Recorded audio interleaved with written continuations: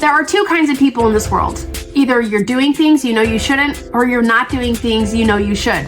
Guess what? We're both. Hi, I'm Marcy Barker, life and business coach, aka your loving kick in the pants. This podcast is here to help you become accountable with aligned action and become boss-minded while growing a business without sacrificing what matters most. Let's dive in.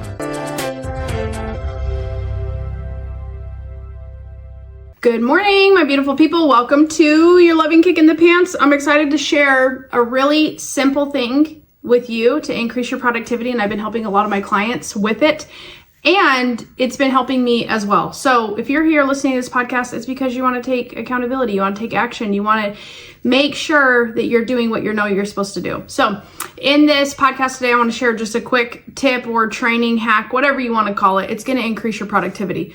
If you are not using the Trello board, I highly recommend it. Trello is completely free, and it's like a digital bulletin board where you can create lists, you can create cards, you can create tasks, you can create reminders, all sorts of stuff. But when I'm helping my clients become more accountable to what they know they should do, it's really helpful to just first do a brain dump. Write down all the things that you need to get done, all the things that are bothering you, all of the tasks that are building up, and just put them all together.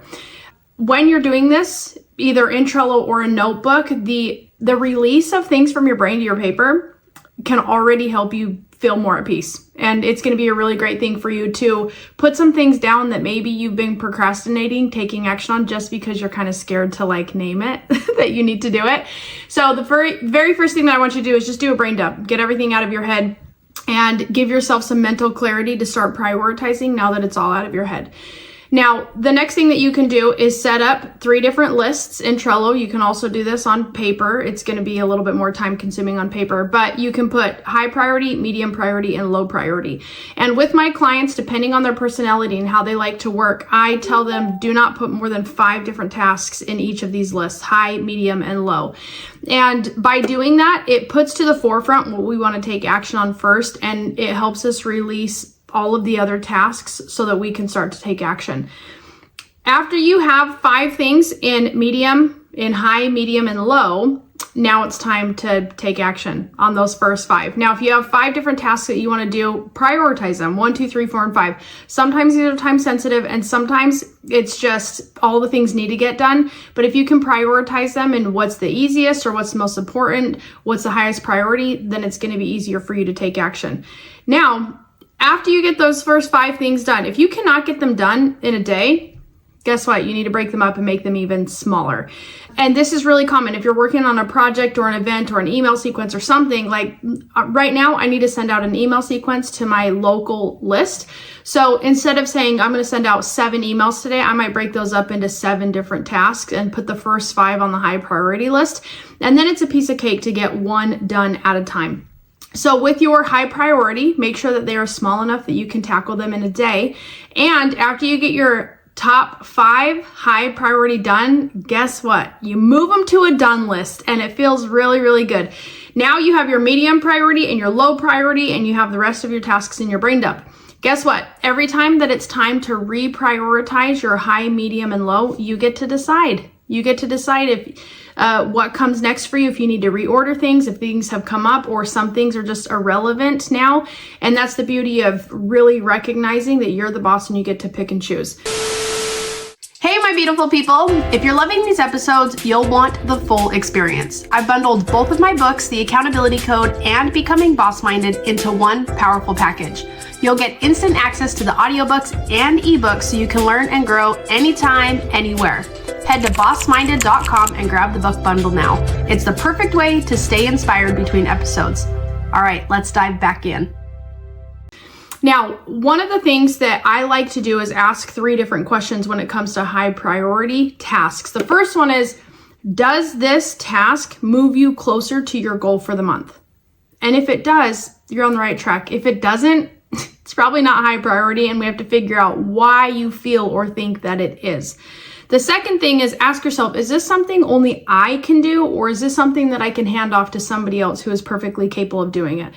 And when you're looking at tasks and you see that a lot of other people can do it, then that might be your sign that it's time to outsource or hire out.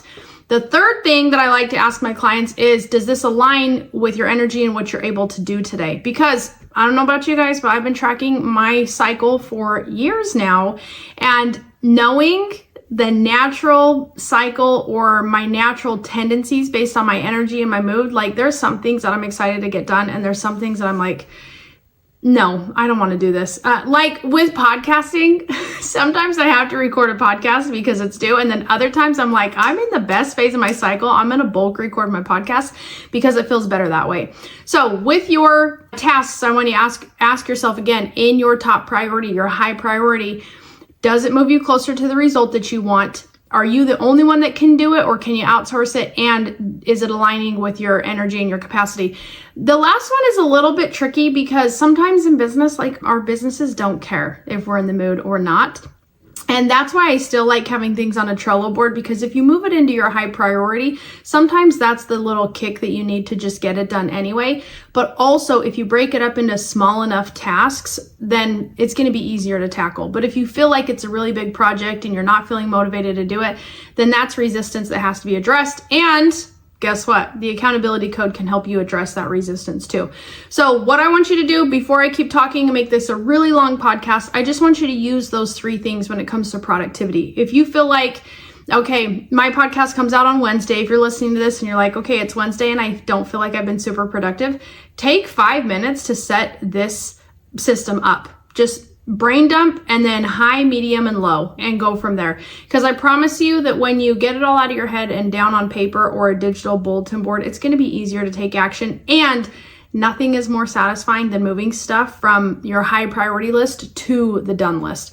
So I hope that this is helpful to you. Let me know if you guys want very specific hacks or more tips on how to be productive and how to be more organized in your life, because you guys can go to bossminded.com and put in a different podcast topic if you would like to. I'm more than happy to help you. But for today, for your loving kick in the pants, I just wanted to give you a quick hack that will make your time more productive and your brain more clear. So I'll see you next week for another episode of your loving kick in the pants.